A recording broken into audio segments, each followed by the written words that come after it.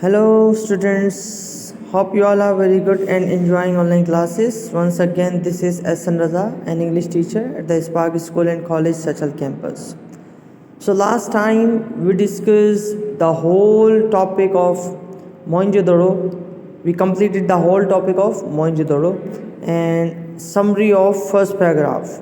Now it's on your screen. The whole the summary of the whole passage is in front of you.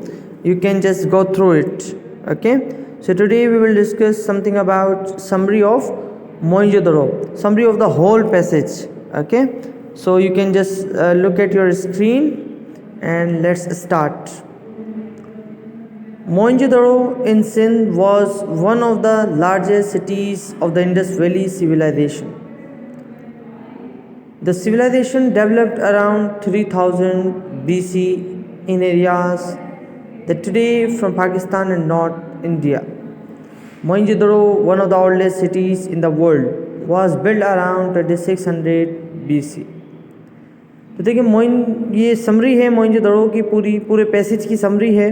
ठीक है, हमने पूरा passage topic discuss किया था, तो उससे ये समरी है पूरे पैसेज की. अगर उस पैसेज को आप उस पर अपने पेपर पे लिखेंगे तो बहुत बड़ी हो जाएगी. तो इसी वजह से ये समरी राइटिंग मैंने आपको करके बताई है कि किस तरीके से हम समरी लिख सकते हैं. तो यहाँ देखिए मोइंजो-दड़ो सिंध में जो है बहुत ही लार्जेस्ट सिटी था इंडस वैली सिविलाइजेशन का. ठीक है, और सिविलाइजेशन कब बनी, कब डेवलप हुई, 3000 BC के अंदर. सही है. और मोइंजो-दड़ो दुनिया में बहुत पुराने शहरों में से एक शहर था. ठीक है, और कब बना ये, 2600 BC. ठीक है, कब तामीर हुआ था ये बहुत पुराने शहरों में से एक शहर है. और ये कब तामीर हुआ था, ये 2600 BC में ये तामीर किया गया था. Nobody knew till 1922 about city, when some villagers found some old pieces of old pots and brought these to an English archaeologist, Sir John Marshall. After digging the site, there appeared an uncovered city of straight rods, large houses and covered drains made of large baked bricks. तो यहाँ क्या कह रहे हैं कि भाई किसी को 1922 तक तो किसी को पता ही नहीं था इस शहर के बारे में.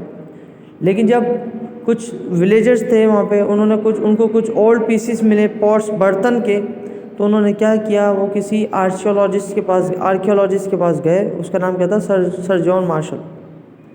आर्कियोलॉजिस्ट कौन होता है, जो पुरानी चीज़ों के बारे में बताए, बहुत पुरानी चीज़ों के बारे में आपको बता दे कि क्या है, कब की है और क्या चीज़ है. ठीक है, तो उस साइट को, उस जगह को खोदने के बाद वहाँ पे एक अनकवर्ड सिटी जो है वो पूरा सीधे रोड से जा रहा, मतलब स्ट्रेट रोड्स वहाँ पे थे शहर में, और बड़े बड़े घर बने हुए थे, और covered drains made of large baked bricks, और पूरी जो नालियाँ हैं वो बनी हुई थी, कवर हुई थी एक पक्की ईंटों से. ठीक है, तो वो एक सिटी डिस्कवर किया, पता चला कि यहाँ शहर है. फिर देखें, the people were more civilized.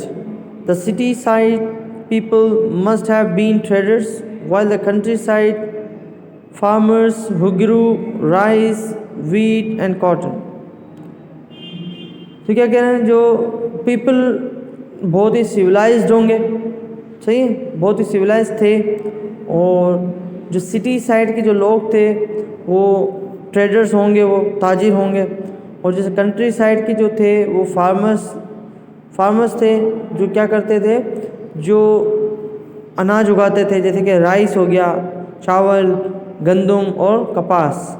ठीक है. The craftsman were also there who worked on ivory, gold and silver.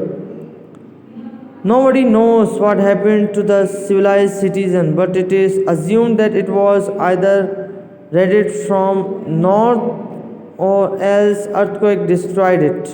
ठीक है, क्राफ्टमैन भी थे, वो क्या करते थे, वो who worked on ivory, gold and silver.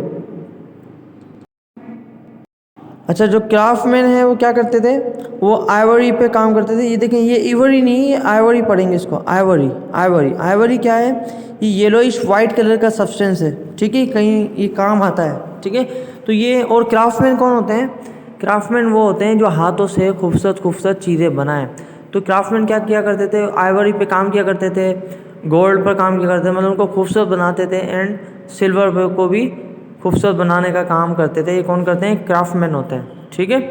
अच्छा, किसी को भी नहीं, कोई भी नहीं जानता कि उस सिविलाइजेशन के साथ हुआ क्या, वो जो सिविलाइज सिटीज़न थे मोहनजोदड़ो के, उनके साथ क्या हुआ, किसी को पता ही नहीं है। लेकिन ये समझा जाता है कि या तो it was either raided from north और एल्स अर्थक्वेक डिस्ट्रॉयड, या तो वो उनको जो है नॉर्थ से रेडिट कर दिया गया, उन पर हमला हुआ है, ठीक है, हमला होना या निकाल देना कहीं से, ठीक है, और एल्स अर्थक्वेक डिस्ट्रॉयड इट, या फिर कोई जलजिला आया था और जलजिले ने उनको तबाह और बर्बाद कर दिया।